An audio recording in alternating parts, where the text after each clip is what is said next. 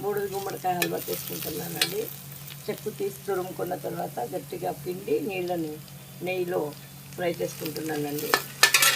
తురిమిన గుమ్మడికాయని పిండాం కదండి, వాటర్ వచ్చింది. అదే వాటర్లోనే చక్కెర వేసుకోవాలండి. నీళ్ళు కట్ చేయకూడదండి. దీనికి పాకం పట్టున్నానండి. బూడిద గుమ్మడికాయ నీళ్ళలో చక్కెర వేసుకొని పాకం వేసుకున్నాం కదండి. యాలకులు వేసుకోవాలండి. పాకం వచ్చే వరకు కలపాలండి. దీన్ని ఇలా పాకం వచ్చేసింది కదండి, చూడండి తీగలాగా పడుతుంది. అప్పుడు గుమ్మడికాయని వేసేసుకోవాలండి. నేతిలో ఫ్రై చేసిన గుమ్మడికాయ కలుపుతూ ఉండాలండి.